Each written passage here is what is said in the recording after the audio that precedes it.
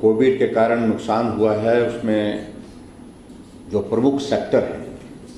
हालांकि कोई भी सेक्टर ऐसा नहीं है जो प्रभावित नहीं हुआ, लेकिन उसके बावजूद उसमें से एक सेक्टर हमारा ट्रांसपोर्ट का सेक्टर है जिसको बहुत बड़ा नुकसान हुआ। क्योंकि लॉकडाउन का दौर था, तो लॉकडाउन के दौरान पूरा ट्रांसपोर्ट बंद था। सिर्फ उस वक्त उन्हीं गाड़ियों को परमिशन दी गई थी लॉकडाउन के दौरान जो एसेंशियल कमोडिटीज के इस दायरे में आती थी। पब्लिक ट्रांसपोर्ट उस वक्त बिल्कुल बंद था और यहाँ तक कि प्राइवेट ट्रांसपोर्ट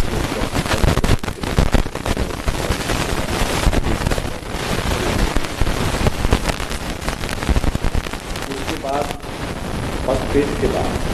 जब सेकंड फेज आया तो सेकंड फेज में भी इस तरह की परिस्थिति रही जब हमको पब्लिक ट्रांसपोर्ट को बंद करना पड़ा, यानी कि बसें जो हमारी टैक्सी हैं उनको बंद करना पड़ा। क्योंकि कोविड में जब दूसरा जो वेरिएंट डेल्टा करके है उसके कारण जो है संक्रमण बहुत तेजी से फैला और संक्रमण तेजी से फैलने के साथ साथ में उस दौरान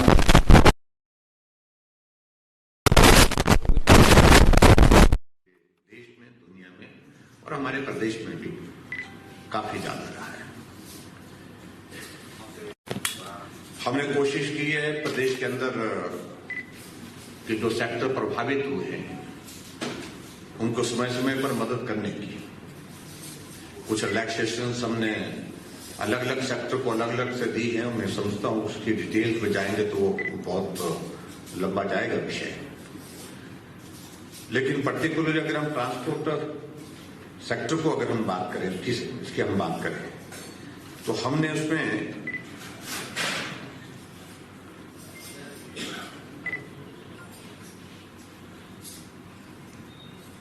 जो कोविड के कारण जो प्रभावित जो हमारे ट्रांसपोर्ट सेक्टर हुआ था उसके लिए कुल मिलाकर के 62 करोड़ रुपए की आर्थिक सहायता देने की हमने बात कही थी। यानी कि उस वक्त का जो है उनका, चाहे वो टोकन टैक्स की बात कही है उसमें भी राहत और एसआरटी की बात कही उसमें भी राहत दी थी, इन दोनों चीजों में राहत दी थी। और यात्री कर में तो नहीं, शायद यात्री कर तो अलग से है, तो इन चीजों में हमने राहत दी थी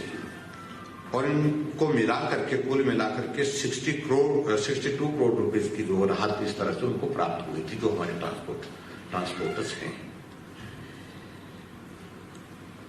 लेकिन बार बार इस बात को लेकर के आग्रह आता रहा कि हमारा नुकसान बहुत ज्यादा, क्योंकि उसके बाद हमने 50% पैसेंजर के साथ जब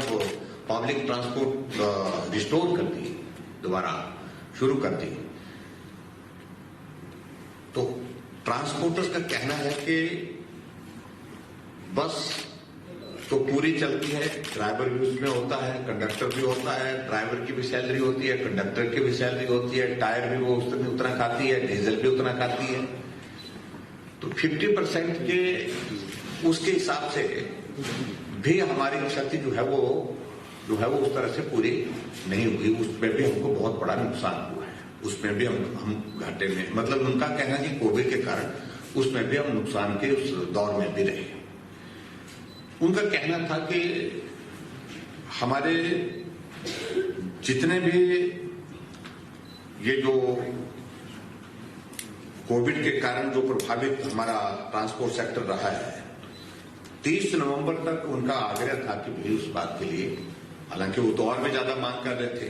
लेकिन 30 नवंबर तक विशेष तौर से वो आग्रह कर रहे थे कि भाई हमारा ये सारी चीजों को जो है वो, चाहे वो टोकन टैक्स है चाहे वो एसआरटी है, उसको जो है माफ किया जाए। तो हमने उसका इवैल्यूएशन किया, कैलकुलेशन किया, हालांकि मैं इस बात से सहमत हूं कि नुकसान उनका जरूर हुआ है और नुकसान एक वर्ग का नहीं, बहुत सारे सेक्टर हैं जिसमें सबको क्षति हुई है और भरपाई करना सबके लिए ये संभव भी नहीं है। फिर भी उसके बावजूद भी हमने इस बात को, उनकी बात को माना, कहा कि बसें खड़ी रही, टायर सड़ गए, बसों में घास जम गई, वो स्थिति का हमको सामना करना पड़ा। तो इसलिए उनका आग्रह था कि विशेष तौर से आप हमको ये रियायत जो है वो 2 चीजों की, विशेष रूप से 30